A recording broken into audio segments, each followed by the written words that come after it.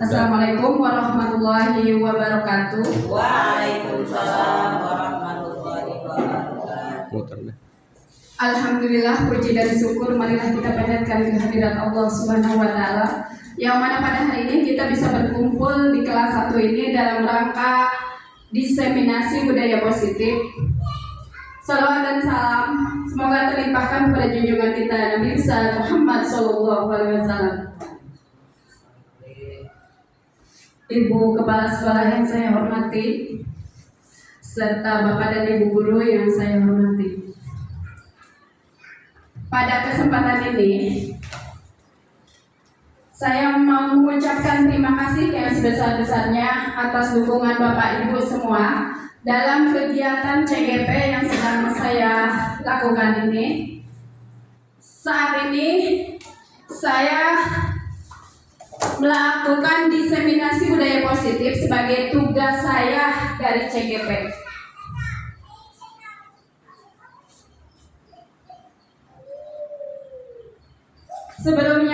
Sebelum kita mulai, alangkah baiknya acara ini kita buka dulu dengan pembacaan basmalah bersama-sama. Bismillahirrahmanirrahim. Perkenalkan, Ibu fasilitator saya yang selalu membersamai saya dalam kegiatan Zoom, yaitu Ibu Reni Hermayati SPD MSI. Kemudian pengajar praktek yang membersamai saya dalam kegiatan prakteknya, dalam kegiatan luringnya, yaitu Ibu Sri Puji Lestari SPD SD. Bapak dan Ibu, sebelum kita mulai acaranya, kita speaking dulu biar semangat. SDN Mekarwangi 3, cetar ya. Balik lagi, SDN Mekarwangi 3, cetar. Semangat ya Bapak Ibu. Kita breaking.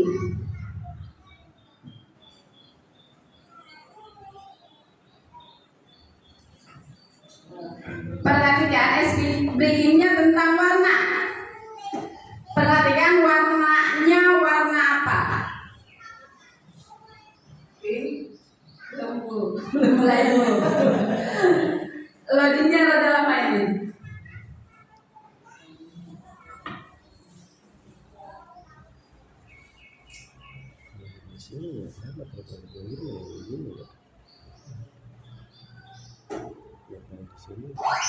Tebak warna. Ayo, siapa berani?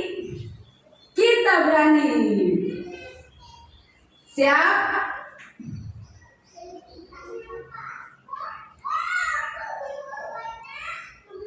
Yang pertama sebutkan warnanya dulu. Warna apa Bapak Ibu? Merah. Kuning. Hijau.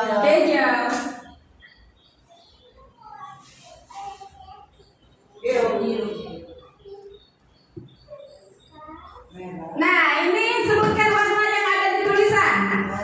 Kuning. Ya, betul. Hijau.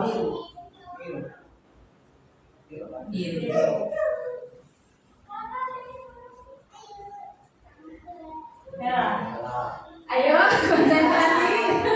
Biru. Hijau. Kuning. Hijau. Iya. Konsentrasi. Biru. Merah. Biru. Hijau. Kuning.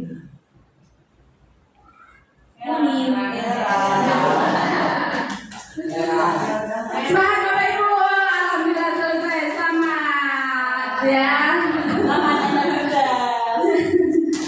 Alhamdulillah cerdas.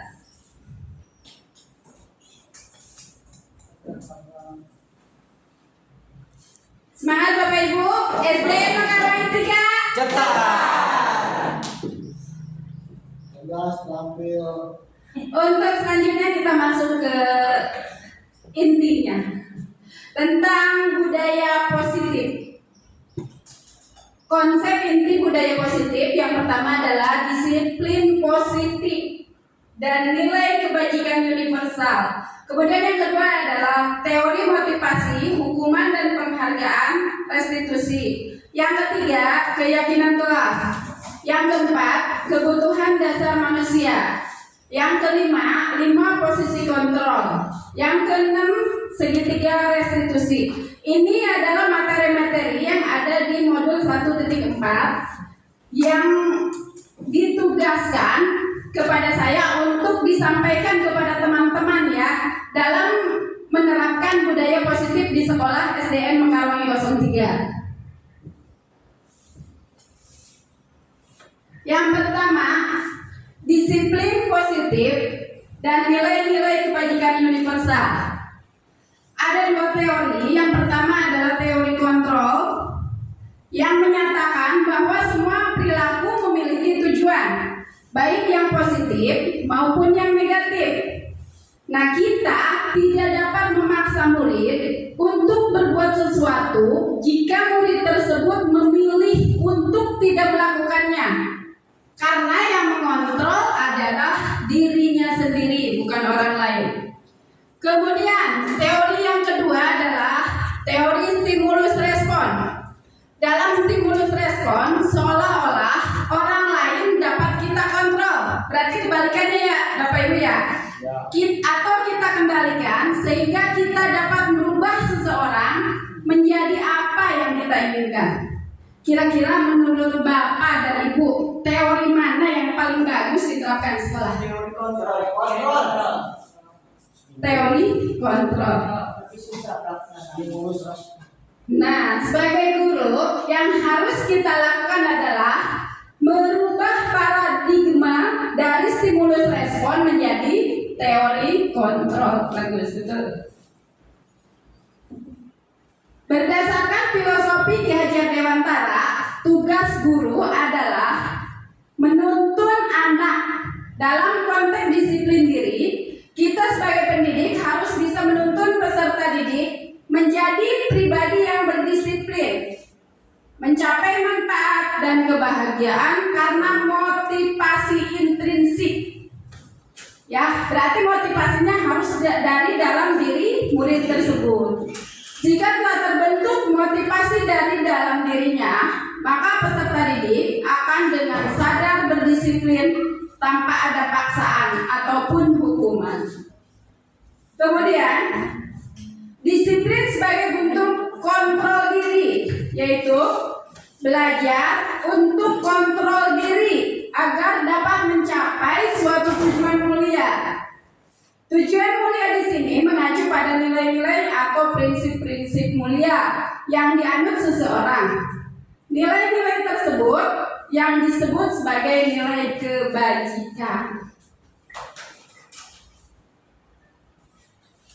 Nilai-nilai kebajikan adalah sifatnya positif. Sifat-sifat positif manusia yang merupakan tujuan mulia yang ingin dicapai setiap individu. Contohnya adalah ada keselamatan, kejujuran, tanggung jawab, rajin, percaya diri, bersyukur, cinta Tuhan, dan lain-lain. Masih banyak lagi ya. Nilai-nilai kebajikan. Kemudian saya ingin memberikan contoh salah satu nilai kebajikan sesuai dengan profil pelajar Pancasila, yaitu yang pertama adalah beriman dan bertakwa kepada Tuhan Yang Maha Esa dan berakhlak mulia. Berarti nilai kebajikan yang ingin kita terapkan dalam hal bertakwa, contohnya di sekolah kita sudah melakukan sholat duha berjamaah. Kemudian di kelas juga kita sudah berdoa sebelum dan sesudah belajar. Nah, kegiatan itu dilakukan secara terus-menerus hingga menjadi budaya positif. Ya, dari pertama dari disiplin hingga menjadi budaya yang positif.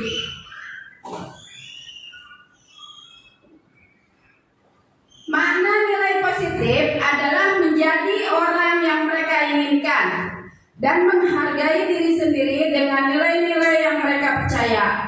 Dengan memilih dan menentukan nilai-nilai kebajikan yang disepakati warga sekolah, akan tercipta sebuah budaya positif di sekolah. Untuk yang kedua adalah bab yang kedua, teori motivasi, hukuman dan penghargaan serta restitusi. Ada yang bisa membacakan motivasi itu apa sih? Hukuman itu apa sih?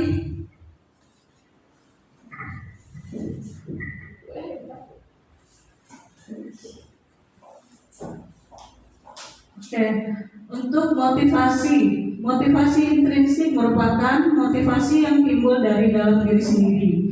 Dalam diri seseorang sudah ada dorongan yang menimbulkan mereka melakukan sesuatu. Motivasi intrinsik timbul karena keinginan diri sendiri, karena hobi atau karena kesadaran diri sendiri. Untuk hukuman adalah bentuk konsekuensi atau perilaku siswa yang tidak sesuai dengan aturan atau norma yang berlaku. Terima kasih untuk Ibu Alfi. Untuk selanjutnya yaitu penghargaan dan restitusi. Ada yang bisa? Saya ingin meyakinkan bahwa dari belakang terlihat ya. Boleh dari situ aja coba. Ya, untuk teori kedua, ada penghargaan adalah bentuk pengakuan atas pencapaian siswa dalam belajar. Penghargaan merusak hubungan, penghargaan tidak efektif, mengurangi ketepatan, menurunkan kualitas, penghargaan itu menghukum. Yang selanjutnya adalah restitusi.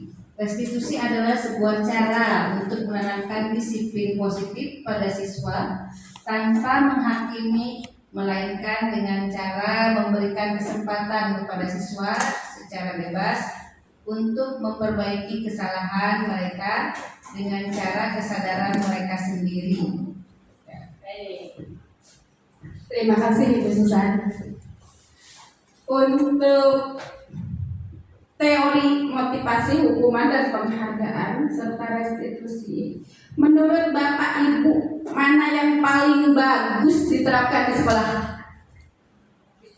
Kalau motivasi ada hukuman, ada lagi penghargaan atau restitusi. Yang paling kira-kira paling bagus restitusi ya, bagus, betul sekali. Yang paling bagus diterapkan untuk di sekolah adalah restitusi. Kalau hukuman masih ada Bapak Ibu guru yang suka memberikan hukuman, kayaknya sekarang udah nggak ada ya. Karena hukuman itu sifatnya hanya membuat anak bersedih ya, kecewa ya. Kemudian kalau masih ada yang suka memberikan penghargaan, misalnya anak suruh maju ke depan, nanti ibu kasih hadiah misalnya ya. Ada nggak, masih ada yang begitu? Sebenarnya boleh memberikan penghargaan ataupun hukuman, tapi jangan terlalu sering ya. Jika anak terlalu sering diberi hukuman, nanti anak sedih ya. Kemudian anak kalau sering diberi penghargaan, nanti dia maunya mengerjakan sesuatu itu kalau diberi sesuatu ya. Ternyata penghargaan juga bisa merusak hubungan. Itu sisi negatifnya ya. Penghargaan itu tidak efektif ternyata ya. Kemudian mengurangi ketepatan, bisa juga menurunkan kualitas. Bahkan penghargaan itu bisa menghukum anak itu sendiri ya. Anak terhukum oleh penghargaan. Nah, yang paling baik diterapkan adalah restitusi. Jadi menanamkan disiplin dengan cara restitusi. Nanti di bab berikutnya. Kalau ujian maksudnya apa? Ke penghargaan. Untuk ujian sama di penghargaan. Tapi boleh nggak seorang guru memberi ujian? Boleh. Boleh. Kalau untuk ujian boleh, Bu. Malah bagus membangun, tapi jangan terlalu sering juga, Bu. Misalnya anak bisa mengerjakan sesuatu boleh kita kasih pujian, asal jangan terlalu sering kita kasih berupa penghargaannya yang misalnya dikasih sesuatu, misalnya berupa barang, ya.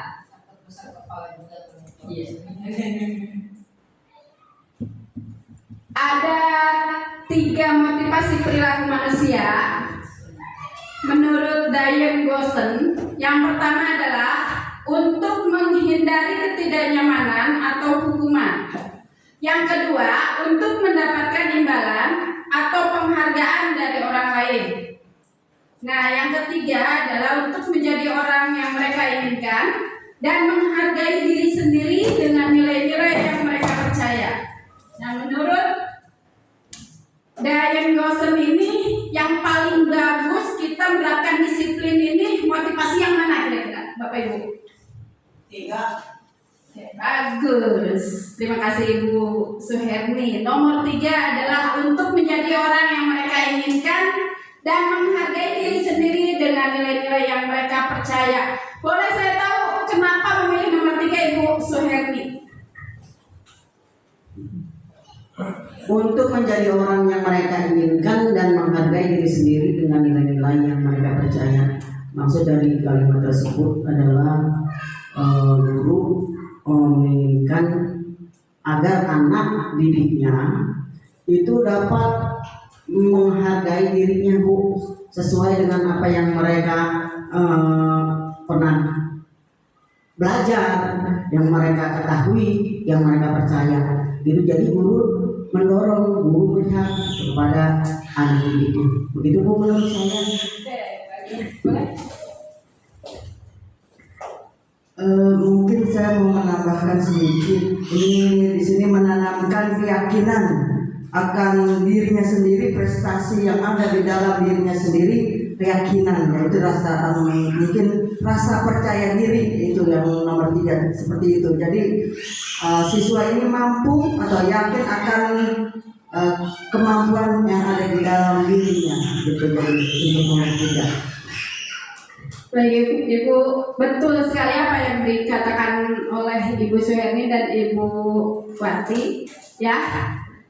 Jadi untuk mendisiplinkan itu harus dimulai dari diri sendiri, ya, dari dalam diri mereka sendiri. Contohnya seperti ini, misalnya untuk saya contohnya, saya datang ke sekolah misalnya 7:30 sudah mulai masuk, pasti 7:30 udah masuk, bukan karena saya takut ditegur oleh kepala sekolah, ya, ataupun dipanggil nanti sama kepala sekolah nih, takut nih, makanya 7:30 udah masuk, ya.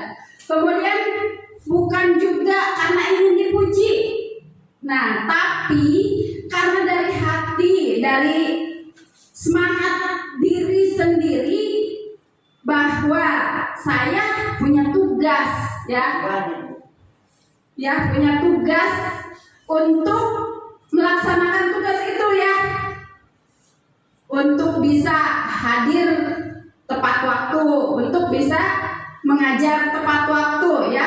Kalau misalnya masuk 7:30, kita usahakan untuk sebelum 7:30 udah ada di sekolah. Kalau bisa untuk menjemput anak-anak, bukan menjemput, ya, menyambut, untuk menyapa atau menyambut anak-anak. Jadi kalau bisa Bapak Ibu guru hadir sebelum anak-anak datang, ya, seperti itu. Kemudian yang ketiga, keyakinan kelas. Keyakinan kelas merupakan sebuah nilai-nilai kebajikan universal yang telah disepakati secara tersirat dan tersurat, lepas dari adanya latar belakang suku, agama, maupun bahasa. Nah, keyakinan kelas ini dibuat secara bersama-sama dengan seluruh siswa melalui curah pendapat.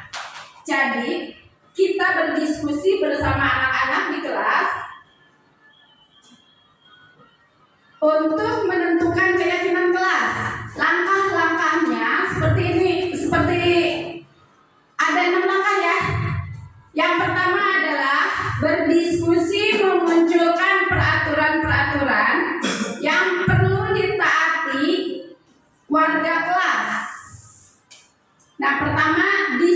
berdiskusi tentang peraturan.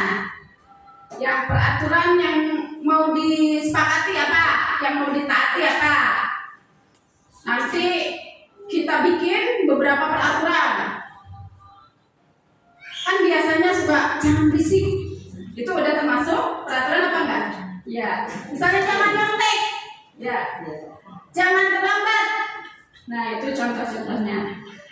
Yang kedua, mengubah peraturan menjadi kalimat yang lebih positif. Berarti dalam keyakinan kelas itu tidak ada kata jangan ya, itu baru peraturan ya. Yang ketiga, menyarikan peraturan-peraturan menjadi nilai-nilai kebajikan.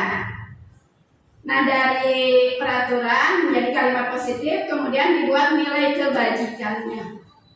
Kemudian yang keempat, berdiskusi mengenai gambaran perilaku yang mencerminkan keyakinan kelas. Yang kelima, berdiskusi mengenai peran seluruh warga kelas.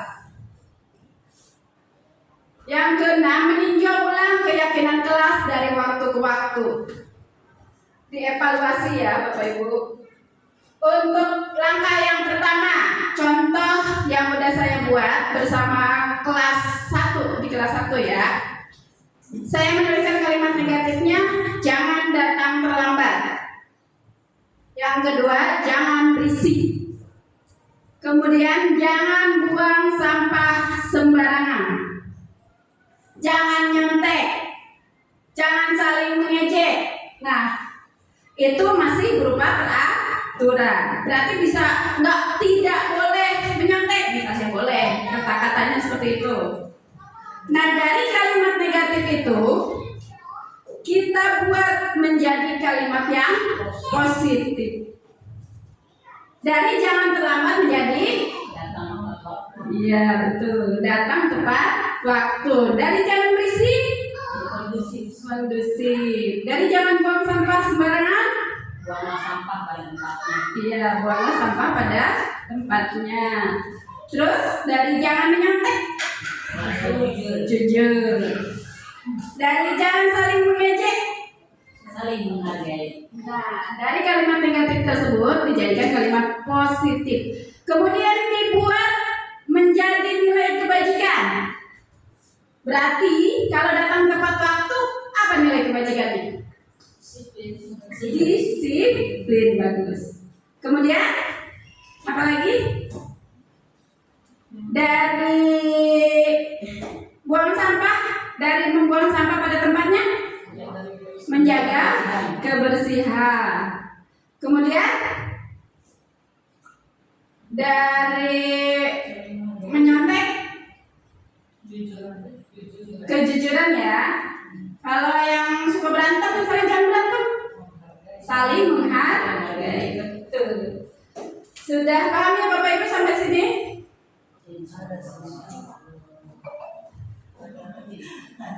Nah, selanjutnya ini yang sudah saya buat untuk tabel T-nya, tampak seperti dan tidak tampak seperti. Tampak seperti yaitu datang tepat waktu, kondusif, menjaga kebersihan, kejujuran, saling menghargai. Kemudian tidak tampak seperti terlambat, terus berisik, buang sampah sembarangan, menyontek, kemudian saling mengejek. Dari tabel T tersebut, nah kita buat lagi tabel Y. Ada terdengar, terlihat, dan berperilaku. Bisa dibacakan? Bisa. Dari saja nggak apa ya? Tabel Y dari terdengar. Teman-teman, hari ini ayo pikir bersama. Terlihat, saling menghargai, menjaga kebersihan lingkungan, peduli terhadap perasaan orang lain, berperilaku disiplin, sopan dan santun, mandiri dan bertanggung jawab.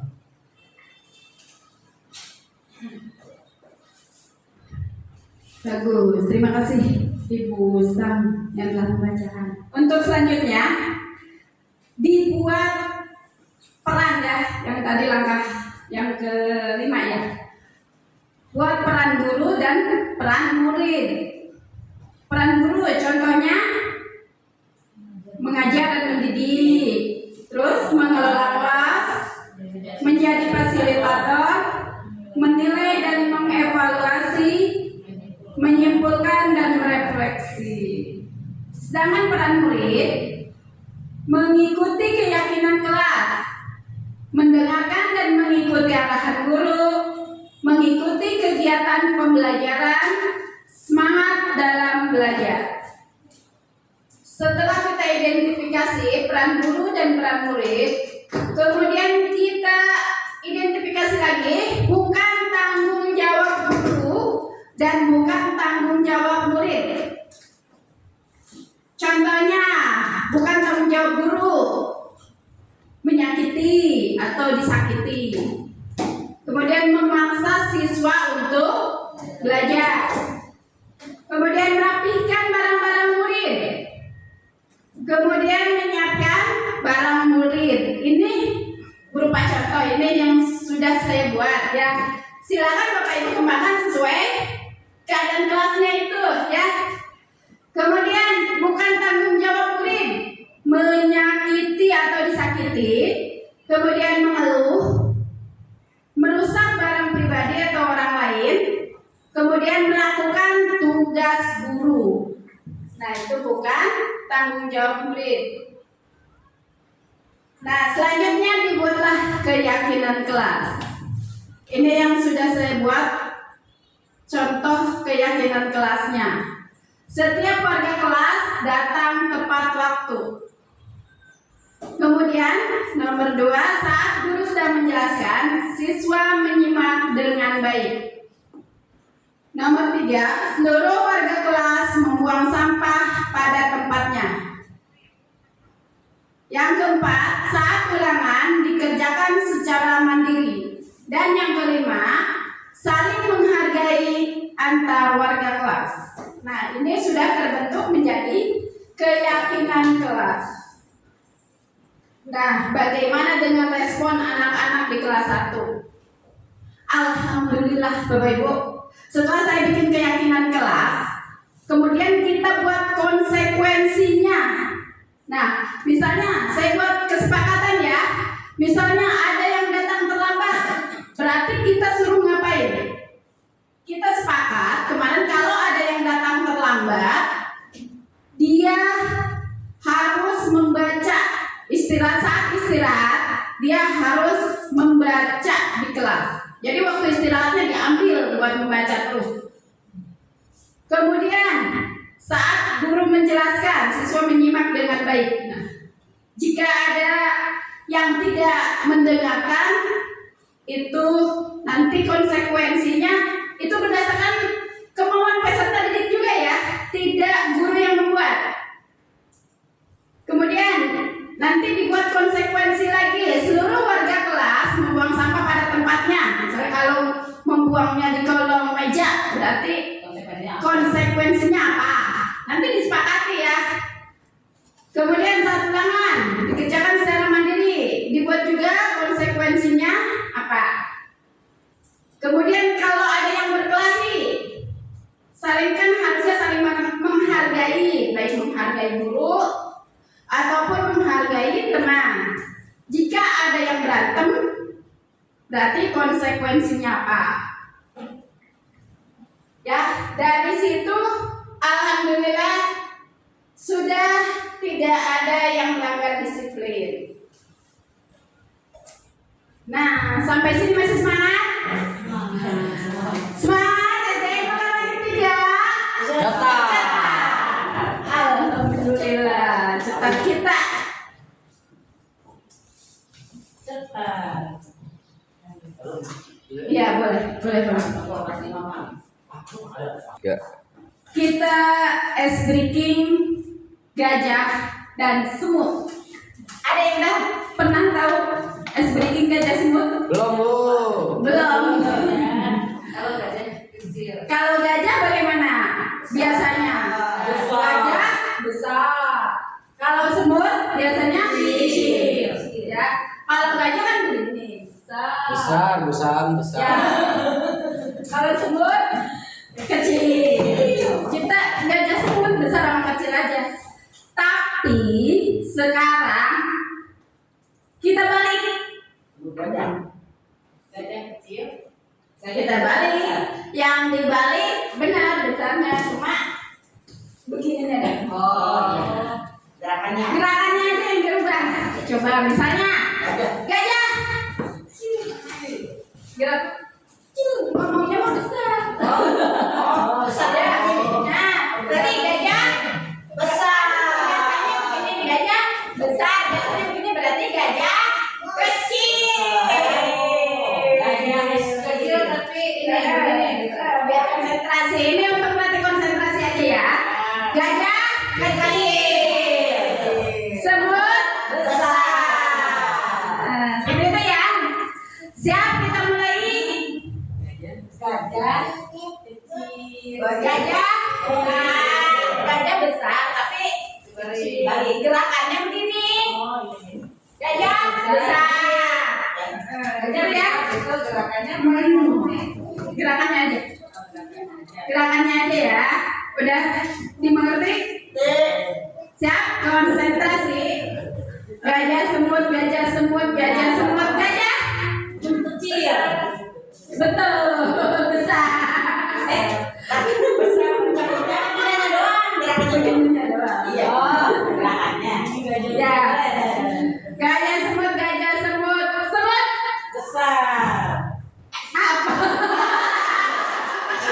Kecil. Berarti bukan badannya kecil.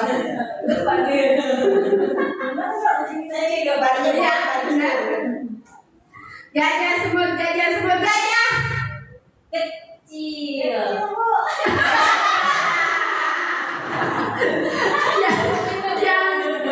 yang salah berarti maju. Yang salah maju satu lagi nih. Ibu boleh maju ibu. Yang salah maju. Satu orang lagi nih buat pembanding. Gajah semut, gajah.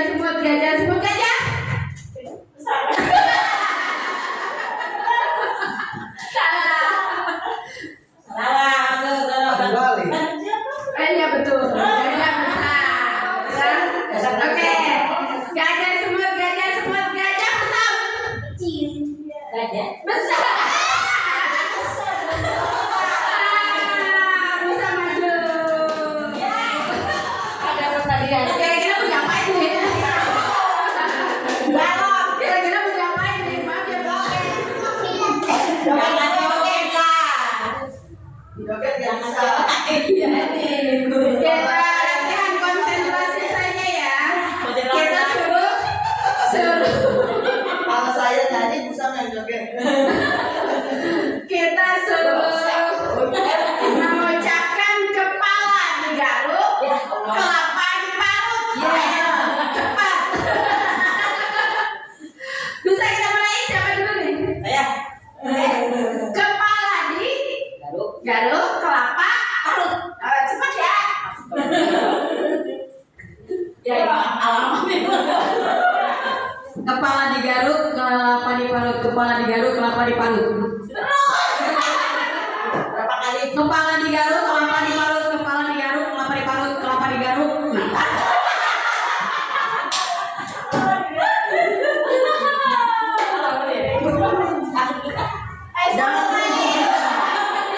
Kepala digaruk, kelapa diparut. Kepala digaruk, kelapa diparut. Kepala digaruk, kelapa diparut. Kepala digaruk, kelapa diparut. Kepala digaruk, kelapa diparut. Masih bisa belum? sudah. Salah.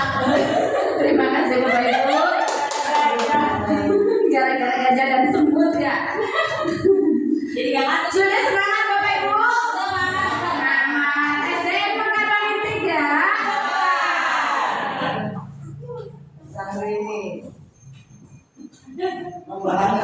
Kita lanjutkan ke materi berikutnya yaitu yang keempat tentang kebutuhan dasar manusia.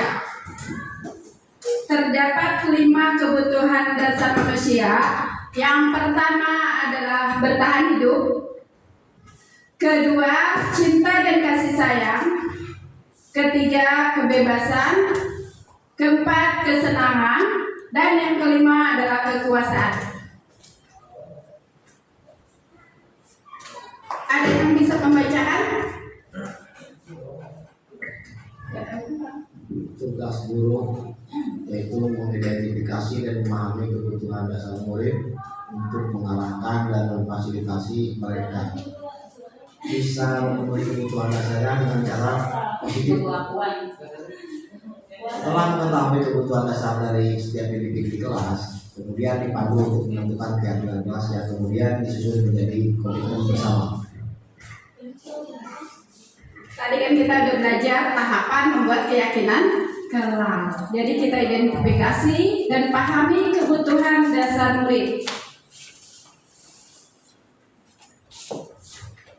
Untuk selanjutnya yaitu 5 posisi kontrol sebagai guru. Ada 5 posisi kontrol yang bisa kita terapkan di sekolah atau di kelas. Yang pertama adalah sebagai penghukum. Yang kedua, pembuat merasa bersalah.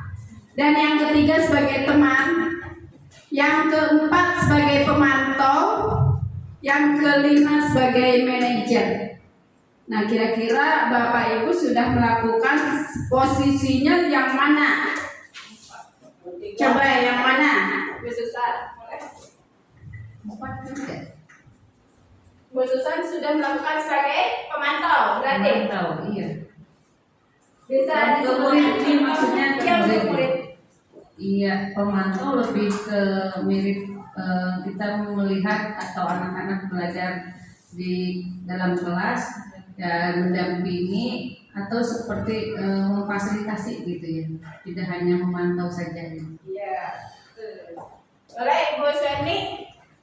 Kalau saya sebagai teman barangkali ya. Ya. Kalau menurut saya sebagai teman itu bisa. Karena anak-anak itu bagi saya seperti teman. Bisa saya ajak bercanda, Ya. jika serius saya ajak serius. Itu kalau saya mengajarkan di kelas Bu. Ya, jadi anak-anak bagi saya itu sebagai teman. Di samping saya sebagai tugas saya sebagai seorang guru. Gitu. Ada lagi? Bu Ati sudah menerapkan yang mana posisi guru? Sama saja sih sebenarnya, sebagai teman juga bisa atau sebagai pemantau. Udah 2 berarti. Kalau Ibu Sam, Saya juga sama seperti teman yang lain, sebagai teman dan pemantau. Karena kalau kita ada jarak gitu ya dengan anak murid itu agak-agak untuk mereka curhat itu susah. Kadang-kadang anak yang bisa kesusahan suka mendekatkan ke guru, mendekati guru, curhat gitu kan. Nah, kita sebagai pendengar yang baik gitu. 3, 4, 5, ya 3, 4. ada yang sudah menerapkan tadi kelas 4 nih sebagai sama gurunya. Tetap kalau kelas 4 karena udah menerapkan kurikulum merdeka yaitu hanya poin pemantau. Mantap. Iya.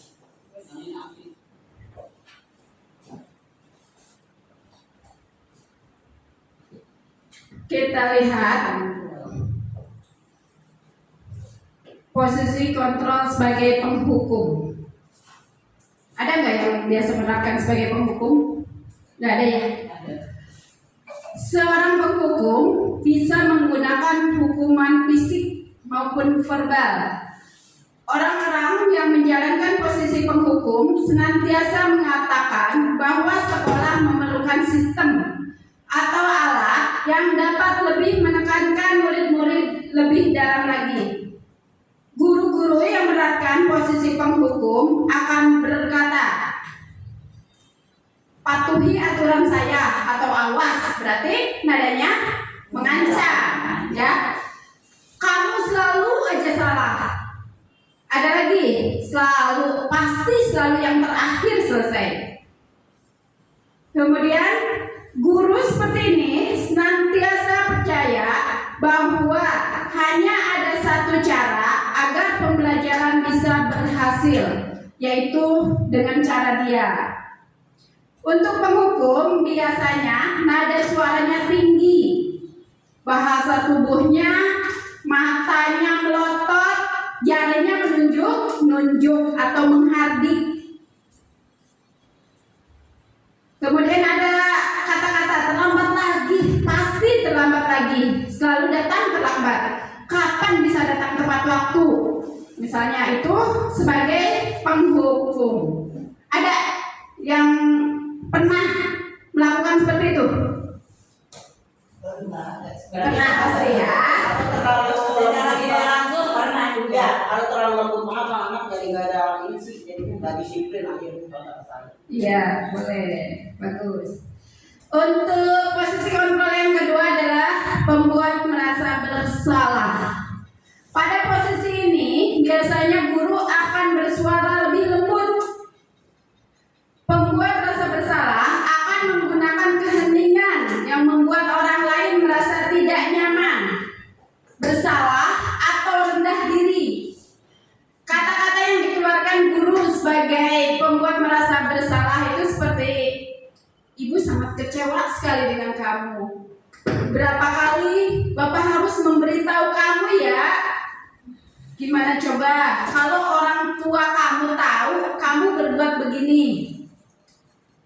Di posisi ini, murid akan memiliki penilaian diri yang buruk tentang diri mereka. Murid itu merasa tidak berharga dan telah mengecewakan orang-orang yang disayanginya. Untuk membuat merasa bersalah, nada suaranya memelas, halus atau sedih, bahasa tubuhnya merapat pada anak atau lesu. Nah, untuk posisi kontrol yang kedua. Sekarang posisi kontrol berikutnya yaitu sebagai teman. Nah, tadi ada yang sebagai teman. Guru pada posisi ini tidak akan menyakiti murid, namun akan tetap berupaya mengontrol murid melalui persuasi. Posisi teman pada guru bisa negatif atau positif. Positif di sini berupa hubungan baik yang terjalin antara guru dan murid. Guru di posisi teman menggunakan hubungan baik dan humor untuk mempengaruhi seseorang. Mereka akan berkata, "Ayo bantulah demi Bapak ya." Nah, seperti itu ya kalau sebagai teman. Ayo ingat tidak bantuan Bapak selama ini. Ya sudah, kali ini tidak apa-apa, nanti Ibu bantu bereskan. Hal negatif dari posisi teman adalah bila suatu saat guru tersebut tidak membantu, maka murid akan kecewa. Benar nggak yang pernah melakukan sebagai teman? Jadi kadang kalau misalnya kita bilang, "Ya sudah, kali ini tidak apa-apa, nanti Ibu bantu bereskan." Jadi nanti siswa itu selalu mengharapkan seperti itu terus. Jadi kadang bisa terulang lagi gitu. Iya, betul. Nanti anak-anak bisa kecewa. Saya pikir Bapak atau Ibu guru itu teman saya ya. Ternyata galak juga ya. Saat kita menerapkan disiplin yang lebih keras, mungkin ternyata galak juga ya Bu guru ya.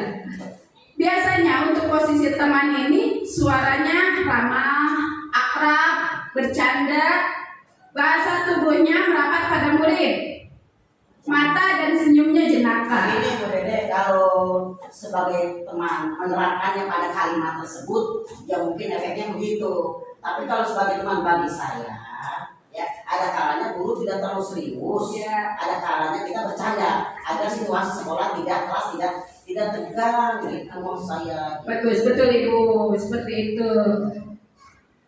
Bercandain anak. Saya emang itu sih saya. tujuannya positif ya, supaya tidak terlalu tegang. Ya. Ya, supaya tidak jenuh. Kemudian kita lanjut ya. Posisi kontrol yang keempat adalah sebagai pemantau. Nah, tadi yang sudah melakukan sebagai pemantau, memantau berarti mengawasi. Biasanya guru itu mengajukan pertanyaannya seperti ini. Peraturannya apa? Apa yang telah kamu lakukan? Sanksi atau konsekuensinya apa? Nah, seorang pemantau sangat mengandalkan perhitungan, catatan, data yang dapat digunakan sebagai bukti atas perilaku seseorang. Posisi ini akan menggunakan stiker atau slip catatan atau daftar cek untuk tiap-tiap siswanya. Kan dari itu juga yang pemantau ya. Punya catatan.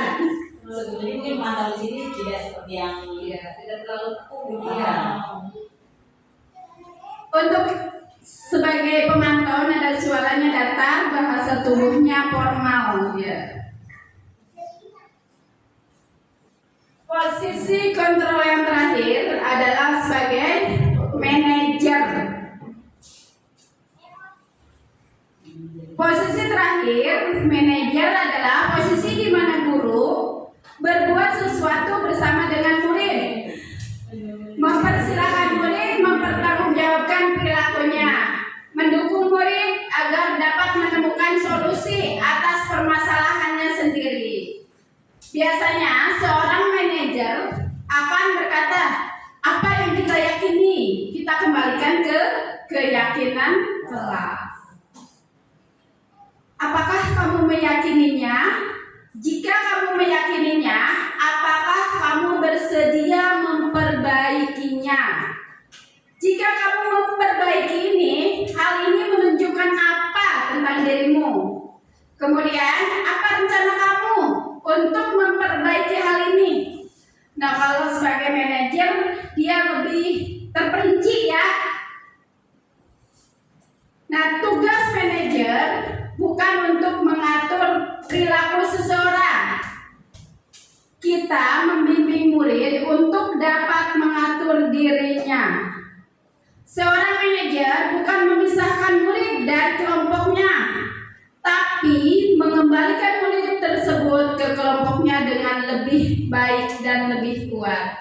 Maksudnya di sini, seorang manajer itu bukan seperti manajer di perusahaan ya, maksudnya.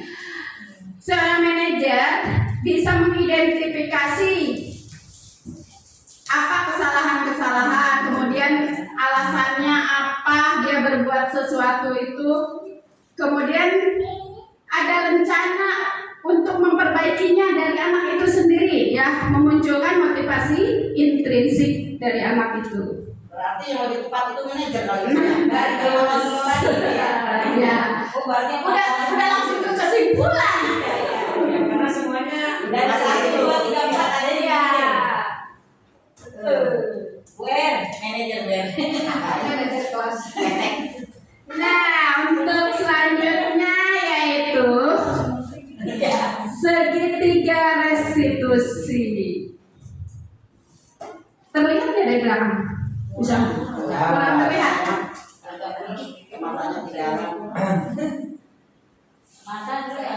Ada tahapan dalam segitiga restitusi.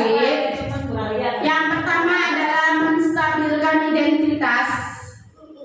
Kemudian yang kedua, validasi tindakan yang salah. Yang ketiga, menanyakan keyakinan. Ini nyambungnya sama yang tadi, sama yang manajer. Ya. Enak jadi manajer ya Bu ya. Enak jadi manajer berarti. Betul.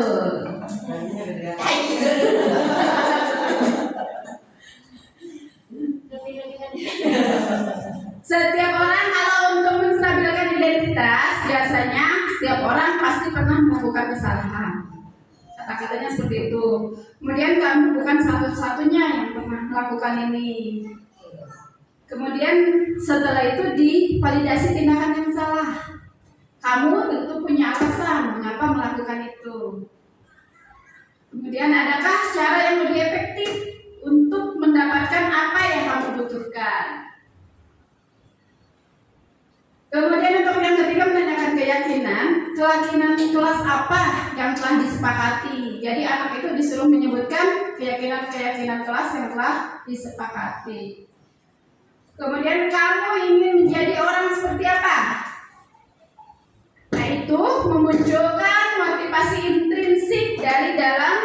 diri anak tersebut tanpa harus diberikan pujian ataupun hukuman. Biasanya kok kalau pertanyaan kalian mau jadi seperti apa, kalau anak kecil biasa jawabnya ingin seperti bapak saya. Nah, iya. Dan kalau itu papanya menjadi lebih baik dari zaman Kalau saya nggak gitu, kalau saya kenal, mau jadi apa kamu? Jadi kita akan Jawabannya aja. Boleh. Jadi Pak. Berarti kalau pertanyaannya itu masuknya di mana? Di manajer ya? Di yang kalau di segitiga restitusinya mau jadi apa? Di terakhir ya? Dari menanyakan keyakinan gitu ya. Cuma nadanya kali Bang, jangan tinggi Bang ya. Ini saya ada yang gitu. Kita marah.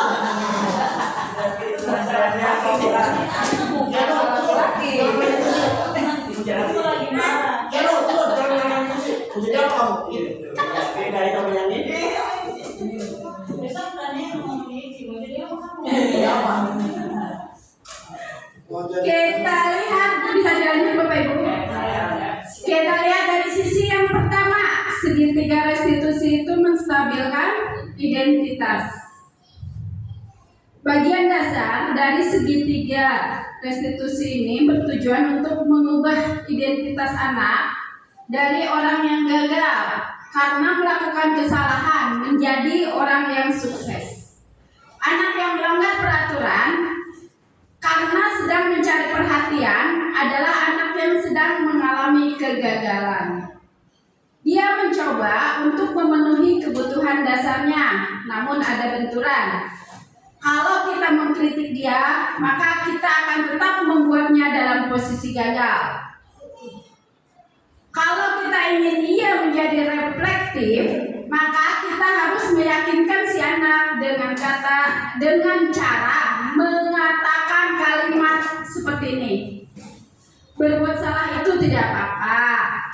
Tidak ada manusia yang sempurna. Saya juga pernah melakukan kesalahan seperti itu. Tapi kalau kita bilang saya juga pernah melakukan kesalahan seperti itu nggak usah disebut kesalahan. Ya nanti anak itu juga pernah. Ya nanti anak bisa seperti itu ya. Kita bisa menyelesaikan ini. Kemudian ada lagi kata-katanya yang termasuk dalam menstabilkan identitas, yaitu Bapak Ibu tidak tertarik mencari siapa yang salah, tapi Bapak atau Ibu ingin mencari solusi dari permasalahan ini. Ini dalam menangani kasus-kasus anak yang bermasalah di kelas ya, atau di sekolah. Ya, Pak ya. Nanti Cetar. bisa dilakukan segitiga restitusi ya, Bapak Ibu ya. Nah, prakteknya nanti Ya kan buat hatimu. berarti perlu dilakukan segitiga restitusi si Rafael itu. Nanti langkah-langkahnya seperti itu ya, Bapak Ibu.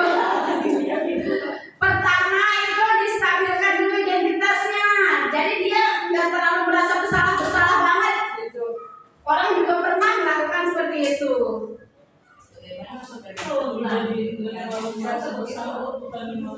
Enggak, nanti ada kelanjutannya.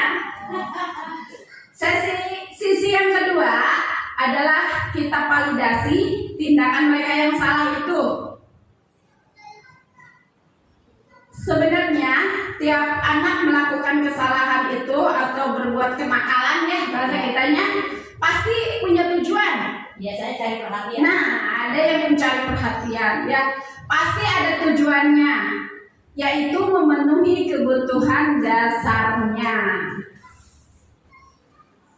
Ada beberapa kebutuhan dasar ya. Kalau yang kebiasaan iseng bagaimana? Rasanya iseng. Lu masuknya kan dalam restitusi tidak bermudah. Untuk validasi tindakan yang salah, kata-katanya seperti ini. Padahal kamu bisa melakukan yang lebih buruk dari ini ya, tapi kamu tidak melakukannya. Nah, itu. Kemudian kamu pasti punya alasan mengapa melakukan hal itu.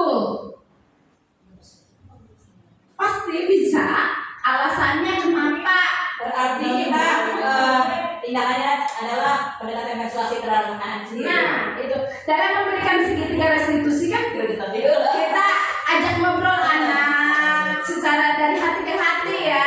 Jadi Itu mah kerja saya. udah biasa aja ya. Begitu lagi.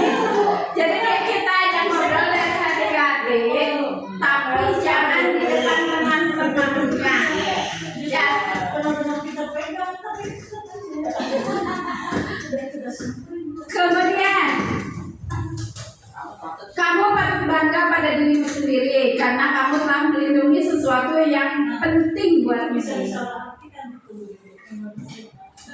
Nah, nanti kalau akan melakukan segitiga restitusi, pertanyaannya mungkin dipilih aja, nggak harus semuanya kita tanyakan itu. Maksudnya salah satu dari beberapa pertanyaan itu bisa diambil. Yang terakhir adalah kamu boleh mempertahankan sikap itu, tapi kamu harus menambahkan sikap yang baru. Kalau saya kemarin melakukan segitiga restitusi itu ada anak yang makan di dalam kelas. Nah, kalau anak makan di dalam kelas kan melanggar keyakinan kelas. Ya, kami sudah sepakat tidak ada yang makan di dalam kelas. Misalnya, saya tanyakan, kamu pasti punya alasan mengapa melakukan hal itu. Dan dia berbicara alasannya, saya belum sempat sarapan bu, katanya seperti itu, lapar katanya intinya. Kalau di kelas saya bu itu semakar masih pak. Ada aja ya. Nah, nanti ibu buatkan keyakinan kelasnya. Jadi berdasarkan kesepakatan teman-temannya semua, berarti kalau lagi belajar tidak ada yang makan di dalam kelas. Yang konsekuensinya. Nah, untuk gurunya kesepakatan juga. Kalau kita memberikan peraturan buat anak seperti itu, kasih contoh yang baik. Ya, berarti kalau bapak ibu gurunya pengen makan di dalam kelas, berarti jangan pakai yang itu aku. Di dalam keyakinan kelasnya juga usah seperti itu. Ya, tapi kalau kira-kira ibu lagi belajar mau masa makan ya kan Ada buku itu tuh. kan mengubah konsentrasi. Jadi anak yang lain juga terganggu Kalau makan bagi anak kelas rendah itu pengaruh banget bu. Tapi kalau anak udah kelas tinggi kayak kelas 5 mah ya anak bu cuma melihat di tempat berkurang gitu. Saya ada Ada belum? Iya, karena dulu. Kalau makan masih pak. masih ada ya sebenarnya karena belum ada keyakinan kelas ya. Mungkin nanti kalau ibu sudah membuat keyakinan kelas, kesepakatan kelas, mungkin sesuai kesepakatan kelas pasti tidak ada yang makan. Kalau misalnya itu dicantumkan di keyakinan kelas. Nanti kalau udah dibikin keyakinan kelasnya, ibu catat, buat semenarik mungkin, biar anak itu pas masuk kelas itu melihat, iya nih keyakinan kelasnya seperti ini, ya. Untuk yang ketiga adalah menanyakan keyakinan kelas. Teori kontrol menyatakan bahwa kita pada dasarnya termotivasi secara internal. Ketika identitas sukses tak tercapai dan tingkah laku yang salah telah divalidasi, maka anak akan siap untuk dihubungkan dengan nilai-nilai yang dia percaya dan berpindah menjadi orang yang dia inginkan. Pertanyaan yang muncul dalam menanyakan keyakinan yaitu apa yang kita percaya sebagai kelas atau keluarga? Apa nilai-nilai umum yang telah kita sepakati? Nah, kalau anak pelanggan misalnya kita tanya apa keyakinan kelas apa yang sudah kita buat, terus keyakinan kelas apa yang sudah kamu langgar, kemudian nah ini yang kata Pak Ani, kamu mau jadi orang yang seperti apa ya. Nah itu termasuk di menanyakan keyakinan. Penting untuk menanyakan ke anak kehidupan seperti apa nantinya yang mereka inginkan. bertanggung jawab atau bisa dipercaya. Jadi nanti akan timbul dari oh iya aku ini mau sukses, aku ini mau menjadi polisi misalnya, berarti aku harus bagaimana. Nanti muncul dari benak anak tersebut untuk merubah perilakunya. Alhamdulillah selesai sudah. Materinya sudah selesai. Nah, dari itu, dari segitiga restitusi itu ada yang mau ditanyakan nggak, Bapak Ibu? Langkah-langkahnya tadi kan udah 3 langkah segitiga restitusi. Sudah jelas semua? Nah, untuk mengetahui pemahaman Bapak Ibu, kita adakan kuis. Nah, siapa yang bisa jawab langsung acungkan tangan, benar atau salah? Nomor 1 Benar. kira-kira yang lain, jawaban lain? Benar. Bu Susan? Benar. Salah. Apaan salah? Teori kontrol mengharuskan guru menumbuhkan motivasi intrinsik dalam diri murid untuk menerapkan disiplin. Teori manajer kalau nggak salah. Ya. Bukan. Betul apa salah? Salah. Betul. Ini teori yang pertama. Masih ingat teori pertama, teori kontrol apa stimulus respon yang harus kita pilih? Jadi salah benar apa ya? Benar apa salah? Salah. Semuanya antara dua. Salah apa benar? Udah pasti. Ayo dipahami lagi. Bu Erni jawabannya benar. Kita lihat Bu Erni apakah benar atau salah. Ya. Ting ting. Ding ding. Salam mencek. Supaya membuktikan. Materi tadi saya udah. Nah, jawabannya adalah benar. 100 buat Ibu Suherni. Yang namanya Konsentrasi lagi ya Bapak Ibu. Harus puasa tuh. Biar ini. Nomor 2. Ayo. Benar. Salah. Salah. Sepakat ya? Benar apa salah? Salah. Kita lihat jawabannya. Ya benar. Benar. Salah tapi bukan hukuman tuh. Kalau saya itu contoh kita salah satu calon disipliner. Contoh kita yang baik. kalau teori itu salah ini. Salah. Sebenarnya Kita lihat jawabannya. salah satunya Salah. Salah. Betul. sebenarnya merupakan ibu ya benar. Dan bingung ya? Iya, berarti Bapak doang yang belum, yang masih salah. Yang benar jawabannya adalah salah. Banyak cara ya, Bapak Ibu, bukan satu-satunya cara ya. Nah, nomor 3. Salah. Harus ketemu dengan siswa. Harus musyawarah. Sepakat? Sepakat semua? Kita lihat kunci jawabannya. Salah ya? Iya, salah. Untuk berikutnya, soal berikutnya, yang soal nomor 4. Betul. Benar ini. Ayo, Yang tadi benar apa salah? Ya pasti benar. Iya. Berarti, Terdapat 3. Ini 3 ya. iya. Berarti menyimak Pak. Jawabannya adalah benar. Bisa 3 masih jadi 4. Dia ingat segitiga. Nomor terakhir. Nomor terakhir. Benar. Benar? Alhamdulillah berarti menyimak semua.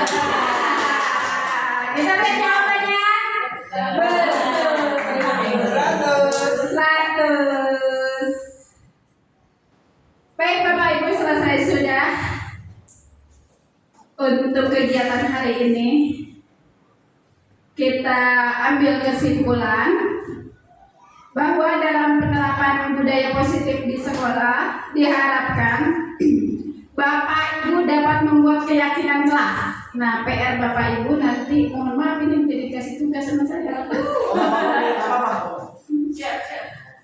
Dapat membuat keyakinan kelas. Nah, tadi tahapannya sudah dijelaskan ya. Tahapannya membuat keyakinan kelas itu tadi contoh-contohnya udah ada. Kemudian kesimpulan yang kedua adalah perlu peran posisi kontrol sebagai manajer dalam menerapkan segitiga restitusi sehingga tercipta budaya positif di sekolah. Ada yang bisa menambahkan kesimpulannya? Ibu barangkali cukup? Yang lain? Berarti ini PR untuk para guru yang megang masnik ini nomor 1 Ibu. Iya. PR-nya Bapak Ibu membuat keyakinan. Ini kalau dari pertanyaan yang kedua, sikap Bapak gimana ini Bu jawabannya? Ini bukan pertanyaan Bu. Bukan. Bukan kesimpulan. Kesimpulan dari tadi semua, kita sebaiknya menerapkan posisi kontrol sebagai manajer, ya, bukan sebagai penghukum. Bukan punya teman juga. Dan teman boleh ya. sebenarnya boleh sih kita kolaborasikan antara manajer misalnya dengan teman atau misalnya dengan pemantau. Tapi ini posisi yang paling baik, ya. Boleh dipadukan, misalnya mengambil tik 2. Tergantung situasinya mungkin. Ya, boleh mengambil 2 atau 3 peran, boleh. Yang penting jangan sebagai penghukum, ya. Sampai sini sudah bisa dipahami ya? Sudah. Tidak ada yang ditanyakan lagi? Sudah cukup, tidak ada. Alhamdulillah selesai sudah kegiatan hari ini. Kita tutup dengan pembacaan Alhamdulillah. Terima kasih ya Bapak Ibu. Mudah-mudahan kita semua bisa menerapkan disiplin positif di SDN Mekarwangi 03 dan menjadi budaya positif yang baik. Amin. Untuk kemajuan di SDN Mekarwangi 03. SDN